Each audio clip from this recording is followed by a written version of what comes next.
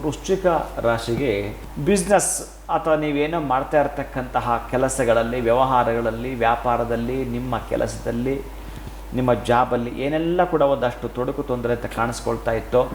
ಏನೋ ಹೇಳ್ತಾರೆ 6ಕ್ಕೆ ಹತ್ತಲಿಲ್ಲ, 3ಕ್ಕೆ ಇಳಿಲಿಲ್ಲ, ಏನೋ ಮಾಡಲಿಕ್ಕೆ ಹೊರಟಿವೆ, ಅರ್ಧಂಬರ್ಧಕ್ಕೆ ನಿಂತಿದೆ. ಆ ಕೆಲಸಗಳೆಲ್ಲ ಕೂಡ ಸಕ್ಸಸ್ ಆಗ್ತವೆ, ಏನು ಭಯ ಪಡಬೇಕಾಗಿಲ್ಲ.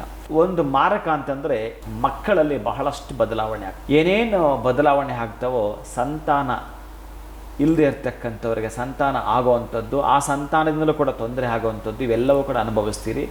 ಇನ್ನು ನಿಮ್ಮ ಮಕ್ಕಳ ಎಜುಕೇಷನ್ ವೈಸ್ ನೀವು ಹೆಚ್ಚಿಗೆ ಗಮನಿಸ್ತಕ್ಕಂತಹದ್ದು. ಇನ್ನು ಹೈಯರ್ ಎಜುಕೇಷನ್ ಮಾಡ್ತಾರಲ್ಲ ನಿಮ್ಮ ಮಕ್ಕಳಲ್ಲಿ. ಆಮೇಲೆ ನೀವು ಅಷ್ಟೇ ಏನು ಈ ವೃಶ್ಚಿಕ ರಾಶಿ ಸಂಬಂಧಪಡ್ತಕ್ಕಂಥವ್ರು ಒಂದಷ್ಟು ಆಧ್ಯಾತ್ಮದ ಕಡೆ ಅವಲೋಕನವನ್ನು ಮಾಡ್ತಾ ಬರ್ತೀರಿ. ಆಧ್ಯಾತ್ಮದಲ್ಲಿ ಹೆಚ್ಚಿನ ವಿಷಯಗಳನ್ನು ನೀವು ತಿಳಿದುಕೊಳ್ಳಲಿಕ್ಕೆ ಪ್ರಯತ್ನ ಮಾಡ್ತೀರಿ. ಎಲ್ಲವೂ ಕೂಡ ಚೆನ್ನಾಗಿರ್ತಕ್ಕಂತಹದ್ದೇ, ಪೂರಕವಾಗಿರ್ತಕ್ಕಂತಹದ್ದೇ. ನೀವು ಪ್ರೇರಣೆನ ತೆಗೆದುಕೊಳ್ಳಬೇಕಾದ್ರೆ ಬಹುಶಃ ಒಂದಷ್ಟು ಹೆಚ್ಚಿಗೆ ನಾವು ಏನಾದರೂ ವಿಷಯಗಳನ್ನು ತಿಳಿದುಕೊಳ್ಳಲಿಕ್ಕೆ ಅಂತ ಪ್ರಯತ್ನ ಪಟ್ಟರೆ ನಿಮಗೆ ಶನೈಶ್ಚರ ಸಹಾಯವನ್ನು ಮಾಡುತ್ತಾನೆ. ಈ 2.5 ವರ್ಷಗಳ ಕಾಲ ಪಂಚಮಕ್ಕೆ ಬರತಕ್ಕಂಥದ್ದು. ಒಟ್ಟಾರೆ ನಿಮಗಿರತಕ್ಕಂತಹ ವೃಶ್ಚಿಕ ರಾಶಿಯವರಿಗೆ ಅರ್ಧಾಷ್ಟಮ ಶನಿ ದೋಷದಿಂದ ಹೊರಗೆ ಬರ್ತೀರಿ, ಮುಕ್ತರಾಗ್ತೀರಿ. ಎಲ್ಲ ಯೋಚನೆಗಳಿಗೂ ಒಂದೇನೆ ರಾಮಬಾಣ ನಿಮ್ಮ ಹತ್ರ ಇರ್ತಕ್ಕಂತಹದ್ದು ವೃಶ್ಚಿಕ ರಾಶಿಯವರ ಬಳಿ. ಇನ್ನು ನಿಮ್ಮ ಜನ್ಮ ಜಾತಕದಲ್ಲಿ ಶನೈಶ್ಚರ ಎಲ್ಲಿದ್ದಾನೆ ಅದು ಬಹಳ ಮುಖ್ಯ ಇರುವಂಥದ್ದು. ಅದರ ಜೊತೆಗೆ ದಶಾಭಕ್ತಿ ಮತ್ತು ಮುಖ್ಯವಾಗಿರತಕ್ಕಂತಹದ್ದು.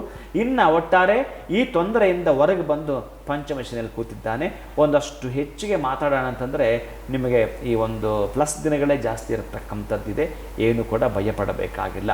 ಹಾಗೂ ನಾವೇನಾದರೂ ಕೂಡ ಎಕ್ಸಾಮ್ ಅಟೆಂಡ್ ಮಾಡ್ತೀವಿ ಅಂತಂದರೆ ಮಾರ್ಚ್ 29ಕ್ಕೆ ಒಂದು ಸ್ವಲ್ಪ ಅನುಷ್ಠಾನವನ್ನು ಮಾಡಿಕೊಡ್ತಕ್ಕಂಥದ್ದು.